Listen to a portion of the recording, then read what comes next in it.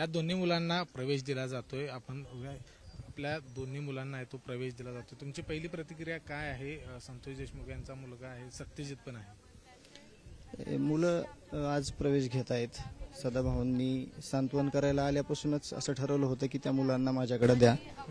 त्यांचं शैक्षणिक जे काही पुढची कारकीर्द आहे, शैक्षणिक जे काही त्यांचं पुढची वाटचाल आहे ते आम्ही चांगल्या पद्धतीने घडवण्याचा प्रामाणिक प्रयत्न आमचं युनिट करणार आहे।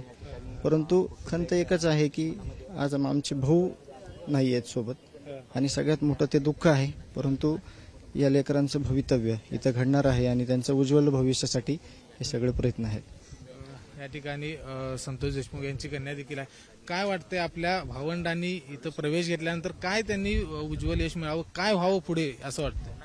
त्यांचे जे स्वप्न असतील किंवा आमच्या आईवडिलांनी, आमच्या कुटुंबातील लोकांनी आमच्याबद्दलचे जे त्यांच्या डोळ्यात आमच्याबद्दलचे जे स्वप्न असतील ते आम्ही नक्कीच पूर्ण करू। पण या गोष्टीची आज खंत वाटते की आमचे वडील जर आमच्या सोबत असते, आज त्यांना या गोष्टीचा खरंच खूप म्हणजे अभिमान वाटला असता की माझे विद्यार्थी या स्कूलमध्ये शिकतायत आणि ते पुढचं शिक्षण एकदम छान पद्धतीने घेतील।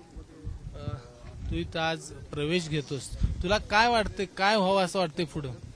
मला पुढे चालून इंजिनियर व्हायचं आहे आणि मी माझ्या पप्पाचं नाव कमवण्यासाठी खूप अभ्यास करेन। इथं तुला शिक्षण घेण्यासाठी कशा पद्धतीने तुला इकडे यावं असं वाटलं सांग? इथं जे बी विद्यार्थी येतात ते काही ना काहीतरी होऊन जातात, जे त्यांचं स्वप्न असतं ते पूर्ण होते, यामुळे आम्ही इथं आलो।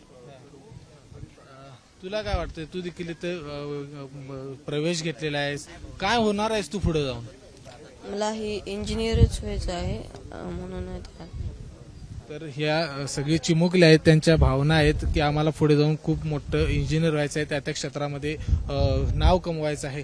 हे खूप मोठं काम आहे ते असं म्हणावं लागेल, कारण या दोन्ही चिमुकल्यांना तुम्ही प्रवेश दिलेला आहे। देवेंद्र फडणवीस यांनी या संदर्भातली जबाबदारी घेतली होती आणि ती आता तुमच्यावर देखील पडलेली आहे। महाराष्ट्राचे मुख्यमंत्री आदरणीय देवाभाऊनी यांच्या शिक्षणाची पूर्ण जबाबदारी घेतली आणि दोन्ही मुलं संतोष देशमुखांचा विराज आणि त्यांच्या भावाचा धनंजयचा सत्यजित SK इंटरनॅशनल स्क्रीनिंग स्कूलमध्ये त्यांना आम्ही प्रवेश दिले। निश्चितपणानं आम्ही त्यांना घडवू आणि जे संतोष देशमुखांचं जे काही स्वप्न आहे त्याचा किंचितसा भार आम्ही या ठिकाणी त्यांच्या मुलांच्या माध्यमातून उचलून त्यांचं स्वप्न पूर्ण करण्याचा आम्ही प्रयत्न करत आहोत आणि करत राहू।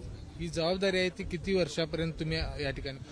आम्ही आपलं स्कूल 12वी पर्यंत आहे, 12वी पर्यंत आम्ही त्यांची तर जबाबदारी घेतलेली आहे, परंतु जी नीट इंडिया वेगवेगळे फाउंडेशन कोर्सेस आहेत त्यामध्येही ह्या मुलं प्रावीण्य मिळवतील आणि 12वी नंतरचा पुढील शिक्षणाचा जो पर्याय मार्ग आहे मुलं संज्ञान होतात तो ज्या दिशेने जातील त्या दिशेने आम्ही त्यांच्या पाठीशी राहू।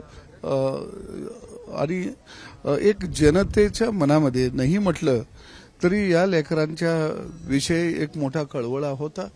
या लेकरांचं भविष्य कसं असेल याची चिंता महाराष्ट्रातल्या बहुजन समाजाला लागलेली होती आणि निश्चितपणानं बहुजन समाजाची अपेक्षा पूर्ण करण्याचा प्रयत्न या माध्यमातून जितका होईल तितका आम्ही करत आहोत। आपण बघितलं की या दोन्ही मुलांची जबाबदारी आहे ती स्वीकारलेली आहे आणि 12वी पर्यंतचा सगळा खर्च असेल, त्याच्याबरोबर इथलं शिक्षण असेल आणि तिथून पुढचं देखील जे काही त्यांना गरज लागेल, जे काही मदत लागेल ती केली जाणार आहे। एक सामाजिक भान जपून, कारण संपूर्ण महाराष्ट्रावर हे प्रकरण आहे ते पूर्णपणे गाजलं होतं। यांच्या मुलांचं काय अशा पद्धतीची सगळी चर्चा चालू होती। आता या मुलांची सगळी जबाबदारी आहे ती SK इंटरनॅशनल सैनिक स्कूलने घेतलेली आहे। मुख्यमंत्र्यांनी तशा पद्धतीच्या सूचना आहेत त्या दिल्या होत्या आणि आज त्यांचं या ठिकाणी जंगी स्वागत आहे ते होताना पाहायला मिळते।